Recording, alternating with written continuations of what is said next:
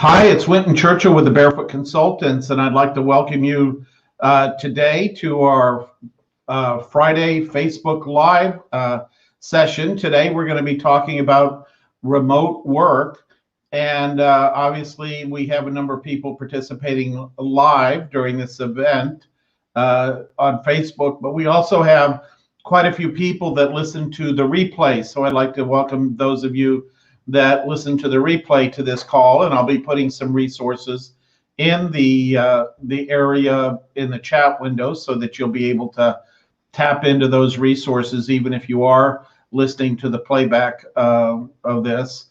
One of the things that we like to take questions on is what's going on with your freelancing career. Is there any particular thing that is a challenge to moving forward? And we give priority to answering those kinds of questions. So very much look forward to having those. And let me make sure I got the right thing turned on here.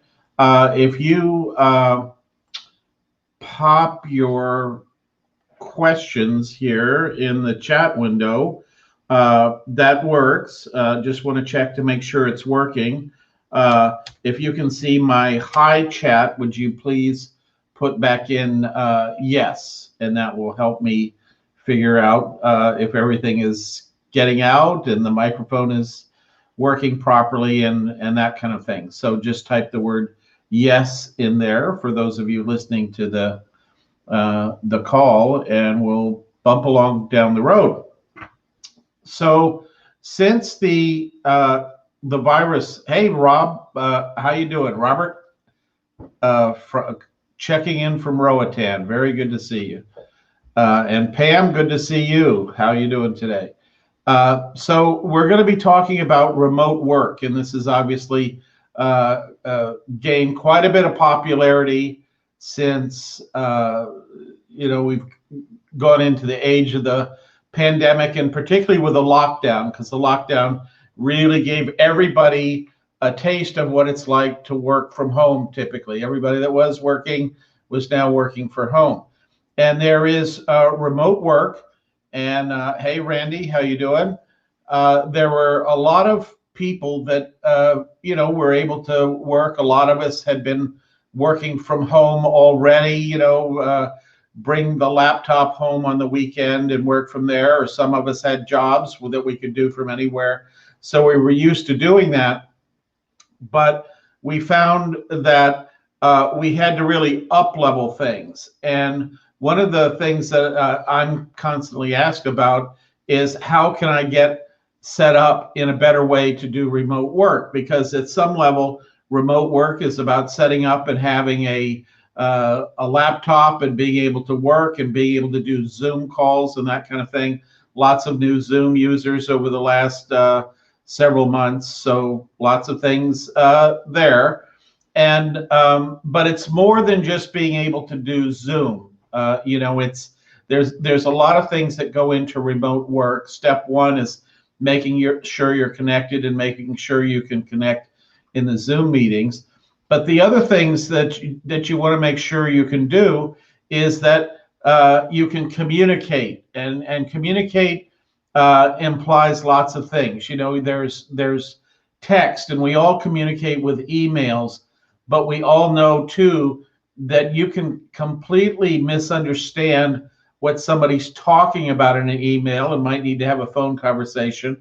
Or if you're in a work situation where you're going into an office, you can go in there and talk to them about that. And of course, you can't do that necessarily when you're home. And so what we're talking about is finding ways to improve the quality of communication.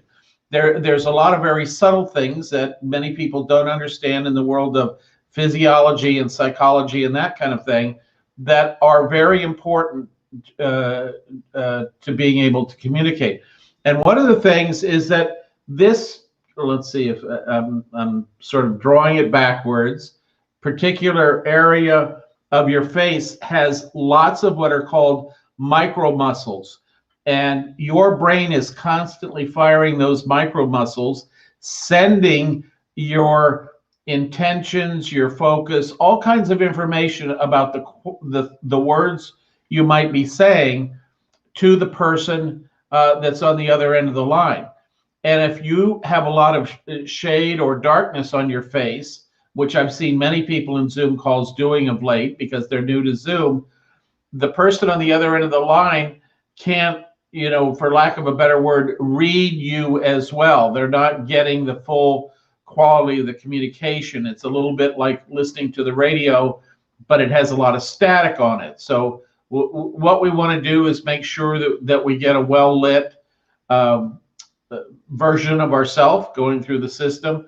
We also want to have a somewhat pleasing background, or at least not a distracting background. And one of the great things that Zoom has done over the years is they have improved their system so that you can set up virtual backgrounds, which is actually what I have here. This is a photograph that is off the balcony of my place in Huatulco, Mexico.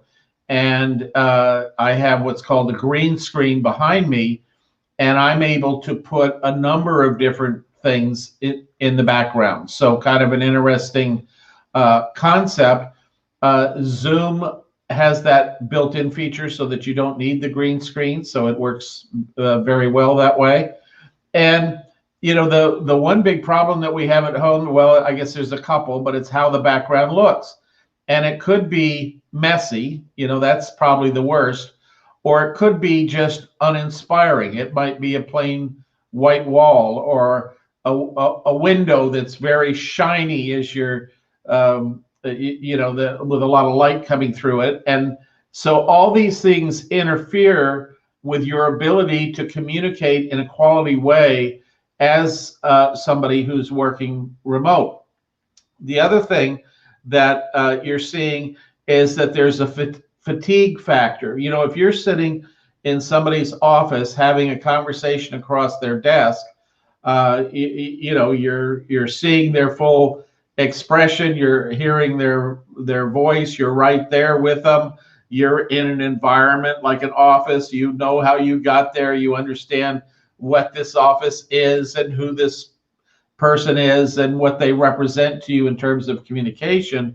What's happening now a lot is people are being dumped into communications online to work remotely, and they don't have any of that perspective or background or understanding. And so to the extent that you can bring that information into the call or the Zoom call that you're having, that's a good thing. And you can have backgrounds that are anything from your desk, which, you know, I have several backgrounds that are just pictures of the place that I work when I'm in San Miguel at my home, or when I'm in Huatulco at my home. And I have a few pictures that are things like airport backgrounds and that sort of thing that I use from time to time, because we find that in our training videos, it's very important to have that background active so that it has and have it different in different training videos. Because if somebody sees the same background, they say, maybe I watched this video before. So it kind of messes with them. So, you know, happy to answer any questions you might have about remote working. So if you'd like to type those in the chat window, I'll see them. There's a little bit of a delay here, it looks like, as we go through this, but it looks like it takes about a minute for your question to get here. But I've got a pretty good line of sight on what I'm able to see. One of the questions that we get a lot is, what can I possibly do to work online? And this is one that the answer is going to be different for everybody. It depends upon your skills. And there are some people and organizations that will sell you things that say, oh, you can do anything, you know, and what we found, particularly in our work with baby boomers and people that are 50 plus, is it's better to start doing things that are based on skills they already have. And that's one of the reasons why we're so enthusiastic about having these project workplaces, because instead of going out and having to hustle up business, you're able to go into very large systems with millions of participants and look for job assignments that particularly apply to you. And this is great from a remote work standpoint, because if you've ever been in a sales job or worked with salespeople, you know that there's a lot of work that goes on from the time they start, way over here, talking to a prospect and bringing them along and ultimately proposing something to them and sort of selling them on doing work with your company and then achieving the sale.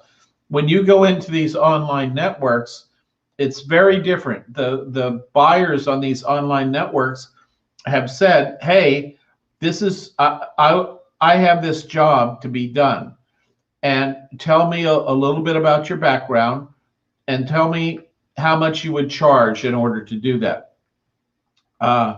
So that would be a great, that's a much improved scenario over going through this, sort of lengthy process of bringing prospects along. Much more palatable, and in the 10 years that we've been doing this, it seems that this is something that baby boomers can do well. It taps into skills they already have, because these freelance buyers are ultimately looking for skills that they can use, skills like proofreading, writing, making PowerPoints, that kind of thing. And I see there's a comment there from Pam. Where do you recommend we look if we want to improve our social media skills and marketing skills? There's one organization that I like, and I'll put it in the chat window. Let me make sure that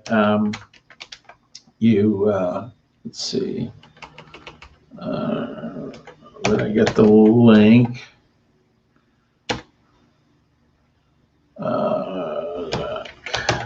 Here we go.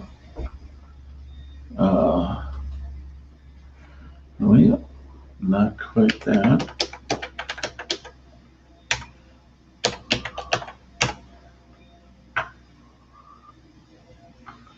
Here we go. It's called Freelance U, and they have some great courses. What I'll do is I'll share this screen in just a moment so we can all take a look at it. Oh,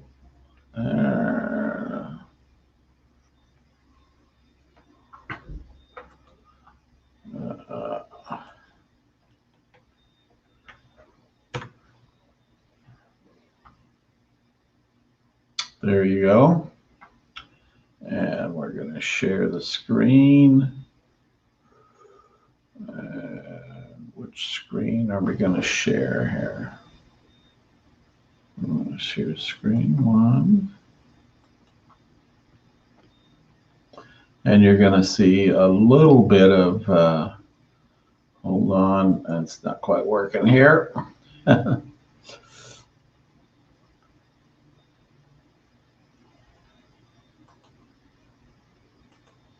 Wait.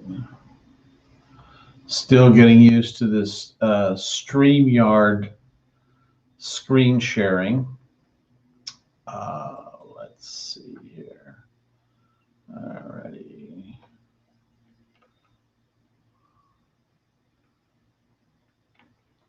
There we go. All right, fingers crossed this is gonna do it.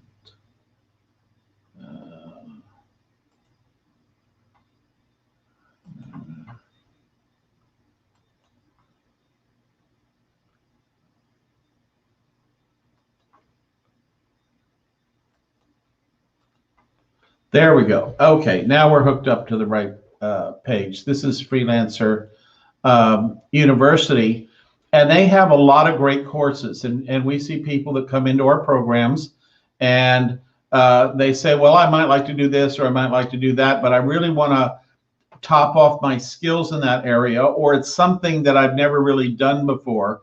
Particularly, as Pam mentioned in her question, there might be a something that you're good at, like social media, but you don't know how, you wouldn't know how to deliver that as a service that you might provide to somebody. This is probably a very common one. So we can go in here and you can, here they have a whole series of social media courses that will really tune you up and get you fully understanding what the expectations of clients are, how you might put together a proposal through, say, a system like Upwork or that kind of thing to work as a freelancer for somebody. And the interesting thing right now is this is an area that is booming because organizations are having to communicate much more than they have in the past with their clients. And so this is a great resource to go in and take a look. And these courses are online, so you can do them at your own pace. They have a community, so there are live people you can actually turn to and ask questions and hear what other people in their programs are doing, very similar to ours in that regard. And they really do a nice job with their training programs. So would highly recommend that as a strategy for doing that. Get back over to the StreamYard here. And let's see. And so to kind of get back on my thread of people asking, hey, what can I do? You know, as I mentioned, the problem for this is different for everybody. And when we were going to live events, what we would do is our coaches would sit down with somebody and usually have a 20, 30-minute conversation with them and understand a little bit about your background, because that's where we start building a strategy for somebody that wants to work online. We start with their background skills. We want to start with something that you're comfortable with and build it out from there. And so somebody might say, well, I'm you know, a doctor. This is a very common one, a medical professional of one kind or another. What can I possibly do online? So I remember I had this conversation with a doctor once who was very interested in working online, but just couldn't quite see how they would take their doctoring skills and move those into the online area. And so as we talked, I helped him understand that it's his medical knowledge. It's not hands-on doctoring or looking in somebody's ear to see if it's inflamed or writing a prescription. It's just giving general health advice. And so what we look for is what we call domains of knowledge. And it turned out that this doctor was also a very avid camper, you know, as in camping in the woods, enjoyed, you know, what, you know, could be called outdoorsmanship, you know, how to build a campsite, how to cook outdoors at a campsite, how to do all the things that you do when you go camping. And that's a domain of knowledge. Well, his other domain of knowledge is obviously very big and very deep around health, around fitness, around minor first aid kind of injuries. You know, when you're out camping, you're likely to get, you could get a rash, you could get a scratch, you could get any bug bite, that kind of thing. And there was a lot of advice he had from his medical knowledge around how people that were camping and enjoying the outdoors could be camping, could be just going for a day trip to the park or that kind of thing. But he had a lot of suggestions that if something, an issue came up, how to deal with that. It could be allergies. I remember him talking about this, is a very simple thing that people, you know, don't necessarily think about. When you get out in the spring, there's all kinds of pollen in the air. You don't really see it and you don't really know it until you're 30 minutes into your picnic, and then all of a sudden it's the waterworks or stuffy nose or whatever it might be. And so he had some suggestions on how to, you know, a little sort of kit that you would have that you could carry with you, and it had all kinds of things like antihistamines and decongestants and that kind of thing that you could take. So it's ultimately marrying that domain of knowledge with a background that they have. And so we found that this discussion with people is a very helpful way to make the world of working online more real. And the activity of having these discussions now, since nobody's flying to any conferences these days, now has gone to Zoom. But what we do at Barefoot Consultants is we like to have that conversation first. We like for you to understand what the there is, where you could possibly take this. So in the 20 to 30 minute conversation, what we typically do is find out a little bit about your background, a little bit about the kind of things that you like to do.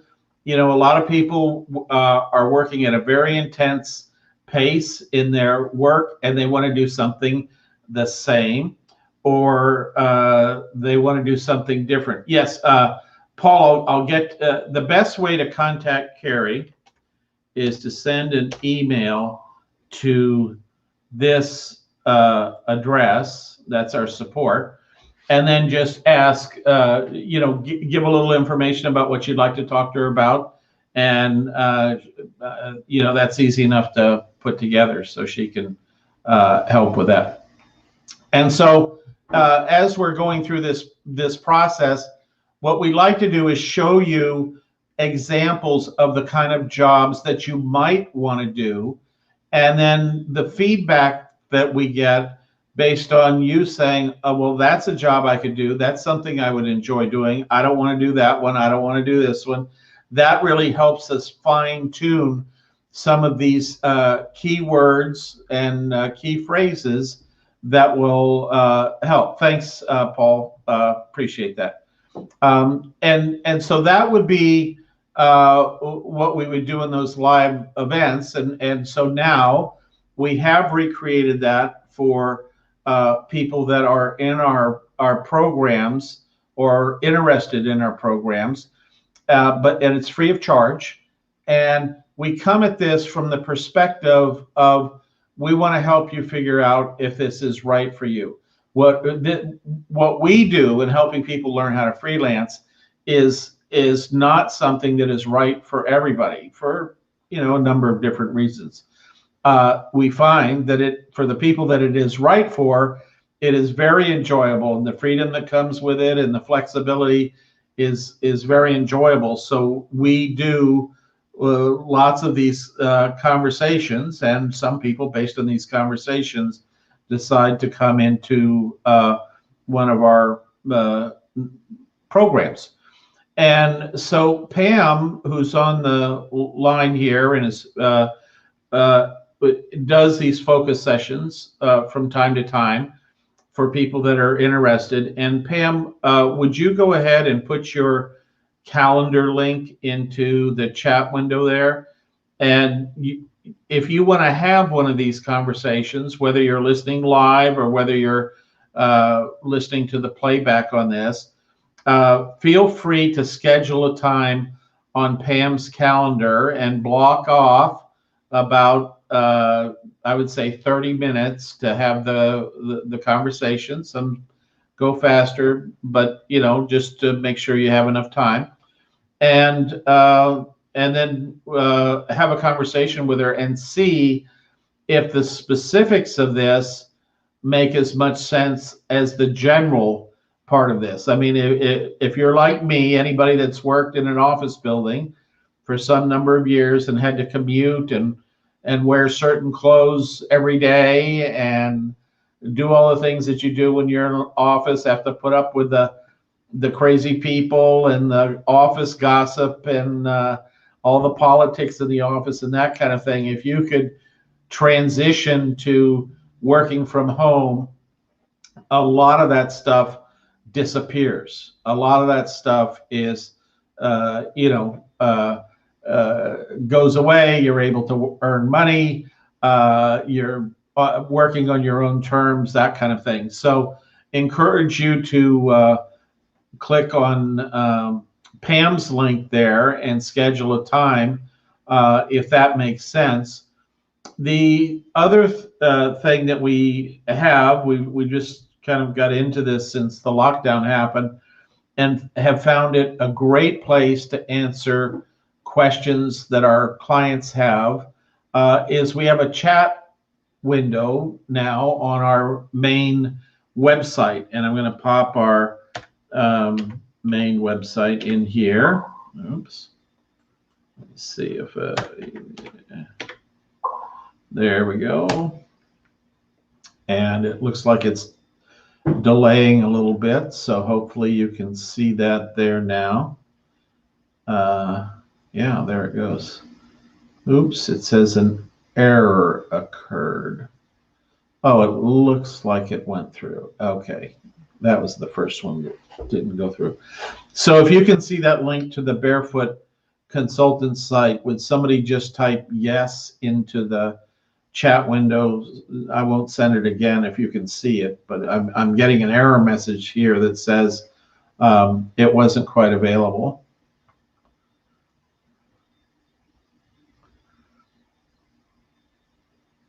And it might take me a minute to see a yes, but just type that in there if you would. The other thing about remote work, you know, I saw an interesting study that came out that said that employees that work remotely during the pandemic are spending on average 2 hours more a day than they spend at work, which, you know, initially I thought, well, that seems a little bit odd. But when you break down the article, thank you, Monica. When you break down the article, what that is that people are not commuting. They're not having to do commute. They're not having to take time out for their lunch hour, that kind of thing. You know, they're managing their time better. And what happens is they wind up being a little bit more productive in many cases, and they wind up putting in more hours because they can kind of work the same hours but do more on behalf of their employer. So that's good. And so let's see. Okay, I'm just seeing a few messages come in there.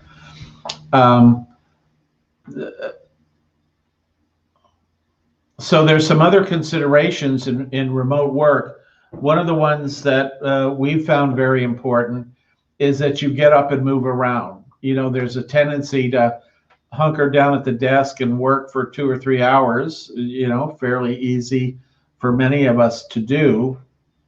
And but not something that we are particularly aware of, is that when our body doesn't move, you know, it feels sore at the end of the day. You might have aches and pains as you're trying to fall asleep, that kind of thing. And there's a lot of good research out there that says you really ought to get up and step away from your computer about every 25, 30 minutes. And you're able to get up and go out and do things just 5 or 10 minutes. You know, one of the things that I do a lot is I look out a window and I focus my eyes at a distant object. And this apparently helps relax your eyes, because when we're looking at a screen and we're watching things and figuring out what's going on, that's all, you know, it helps sort of break that tension that you have from constantly focusing whatever it is, 1.5 feet in front of you or 2 feet in front of you or whatever it might be. That whole process is fatiguing, not just to your eye, but to your head and neck and everything. So getting up and moving around really makes it a lot easier to work for extended periods of time. It's funny, since the pandemic started, I certainly find that I'm working more at my desk, and I got one of these standing desks. So at different times during the day, I can raise and lower the desk, and I can sit either in a desk chair, or I can stand up, or I can sit on a office stool type thing, and it really makes gives your spine a few different positions to be at during the day, and it really helps change things up. One of the things as I researched this is that most people that use standing desks do not stand much more than an hour a day, because standing is fatiguing for most people. You're just standing in one place. It has its own problems if you're not moving around, but the opportunity to stand for 10 minutes and have a phone call, or even while you're on a phone call, stand up and continue the conversation, and that sort of thing, and that would be a great way to make your time remotely much more comfortable and easier on your body and your eyes and your head and neck and that sort of thing. So lots of considerations in working remote. One of the big things that has been something that some people discovered is you really want to invest in a good chair. Most of the chairs we have in our home were not designed for sitting for long periods of time, and certainly sitting at a desk even 4 or 5 hours a day, which is not uncommon for most of us that do any kind of online work, just is can be a big strain on your back. And if you're sitting in a chair, maybe a dining room chair or that kind of thing, those chairs were never designed. Those are designed for max an hour to an hour and a half. They don't have all the ergonomic pieces that help support your arms, like the chair that I'm in has armrest and that sort of thing. And that really reduces your fatigue. So important to pay attention to those things that sort of drain you as you're sitting there doing your work. It's easy to be unconscious about that and be focused on your work. Let's see. I see a question here. This is a question that kind of looks like applies to our Speak English and Get Paid program. And as you might follow along in the chat area there, for years I wanted to get TOEFL or CELTA certified and go abroad to Asia or Europe and teach English. And so for those of you that don't know, the TOEFL, it's a certification in teaching English to people that don't have English as their first language, basically, as is CELTA.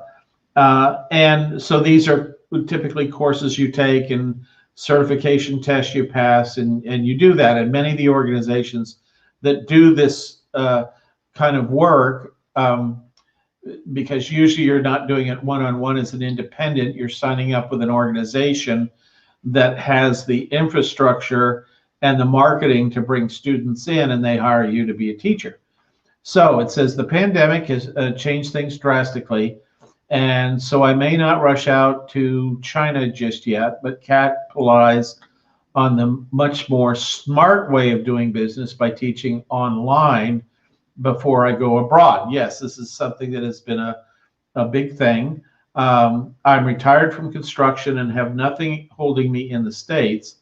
I want to walk the Great Wall in China, kiss the Blarney Stone in Ireland, and surf and scuba dive Costa Rica at 57 years young. Great, all good and worthy things to do. And I myself have had the opportunity to walk the Great Wall in China, and haven't kissed the Blarney Stone yet, but have spent lots of time roaming around the countryside in Ireland, very enjoyably, seeing castles and archaeological digs and beautiful scenic places.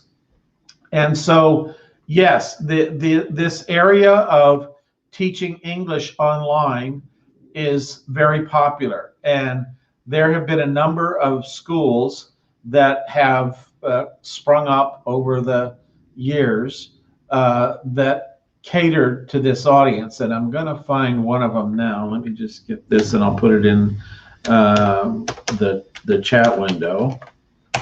Let's see here. This is a company called VIP Kid, and they manage that stuff. You would work. The way it works is you sign up with them online, and they take people that are certified. Some networks will take people that are not certified as long as they have good English skills. Or if you find a specialized network that is teaching English, for example, to people in the field of construction, that would be a great area for you to work in, because you understand terms commonly used in construction and could do that. Now, just let me take one more look here. Because the one thing that's really happened since the pandemic is there are 1 billion people in the world that want to learn English, and English is the language of opportunity. And as I travel around the world, pretty much a lot of people want to learn learn the ways that people in the United States and Canada and other parts of the English-speaking world, important emphasis, whether it's New Zealand, Australia, the UK, whatever, that is perceived as the language of opportunity. There are 1 billion people right now, by estimates, that want to learn English. And systems now like Zoom have made this very easy. And one of the frequent questions that we get is, VIP Kid focuses on Chinese students, and I don't speak any Chinese. Well, you don't have to. This is one of the most common misconceptions, that you have to be able to speak the language you're in. And this is part of the value that organizations like VIP Kid bring to the process. If you're ever in a call and there's some problem that you're unable to resolve because of the language barrier, you are able to do the equivalent of press a button and bring a person that is bilingual that works for the company that can help you resolve whatever confusion there might be going on. But most teachers, in most sessions that they conduct, don't tap into that. The student is there in an immersion course so they can learn to speak English. And part of the teaching strategy is to have them feel nervous a little bit and go back to work, slow down the conversation, go back to the basic words they know, and build confidence in knowing how to have that conversation. So lots of good things on that. And I was just looking for best teach online. So now, since the pandemic, there's all kinds of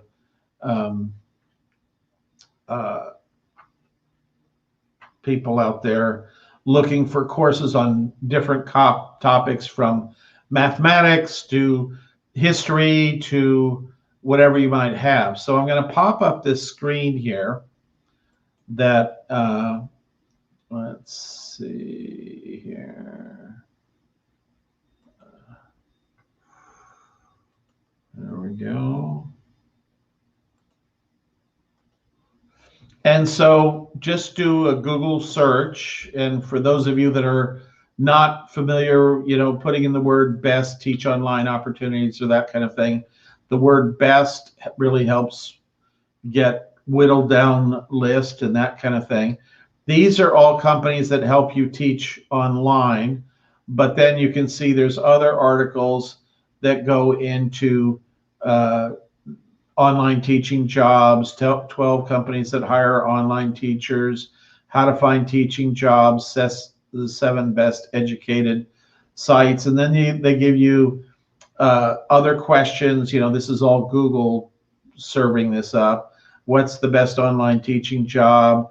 What online teaching pays the most? How can I make money teaching online? What software is best for teaching online? And the important thing for you to know is that you almost never, for anybody listening to this call, you would never want to set up on your own and just teach English independently online, typically, because you don't want to do all the marketing, you don't want to do all the setting up of the infrastructure and that kind of thing, and the billing and all those things. You want to tap into an organization that already has that figured out and has a large following of students. That's what's really beneficial for you. So that is a way to Google search. And so thanks, Paul. That should get you off in the right direction, and looking forward to seeing you here on Friday, showing us a picture of when you walk the wall in China. So that would be great. And if for any of those of you listening, if you found anything on here instructive or useful, give us a thumbs up. That helps other people see this particular broadcast, and is a great way to help spread this message. We're all about helping baby boomers find things that they enjoy doing, that fit their lifestyle, their intended pace of work, and help them earn some money. That's a big part of this, not the whole part. We have some people come in and say, I want to make $100,000. I'll do anything. Tell me what to do. Those are typically not our clients. We're the people that come to us, the people that want to supplement their income. They don't want to work at a breakneck pace like they may have done in their corporate job, like I did, working 40, 50, 60 hours every week. And that want to balance their life. They want to tap skills they already have. I mean, most baby boomers have 30 plus years of solving problems, figuring things out, communicating with people, and that is very valuable in and of its own. And so I see our job is finding whatever unique set of skills and that sort of thing that you have, and pulling that into the possibility of online work, and then teaching you one of the various ways that we teach people about this stuff to do that. And in fact, there is a site. Let me just get this for you. We do have a Facebook site for Speak English and Get Paid. Let me just get the link here.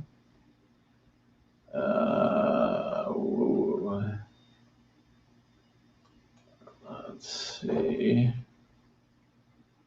That's not the right page. I'll go to this other one. Ooh.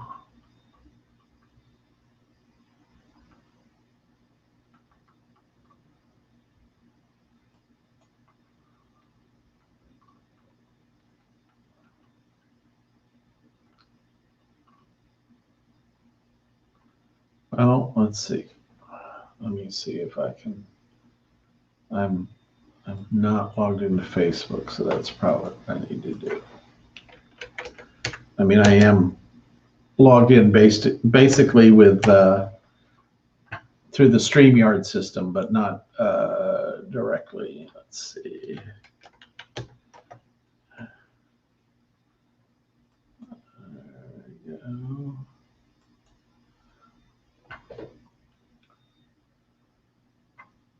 All righty, here's the Facebook page. That is another great way to get a hold of Carrie.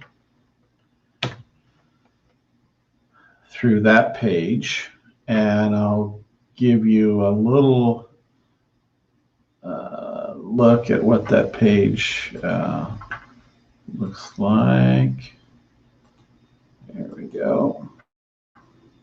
This is the Speak English Get Paid group here. And so you can just head over there and like that page if you want to kind of come up to date with that. We have a private Facebook group. We'll take a look at the view as a visitor, so you don't have to wade through all those other things. But lots of good information. For our paid members, we do have weekly trainings that go on and that kind of thing. And so lots of good stuff over there. And Carrie has been doing this formally over the last 8 years and living it for the past 15. So lots of good stuff over there to see. So great. Alrighty, so we're kind of at the end of our time today. I want to remind everybody to go ahead and click on Pam's link if you'd like to get set up some time with her. She has a limited number of times available, but whether you're watching this live or watching the replay, just dive in there and get a hold of one of those times if you can. I know it's very popular. We get a lot of positive feedback from people that participate in that. And with that, we'll look forward to seeing you here next Friday, and have a great week freelancing. Take care.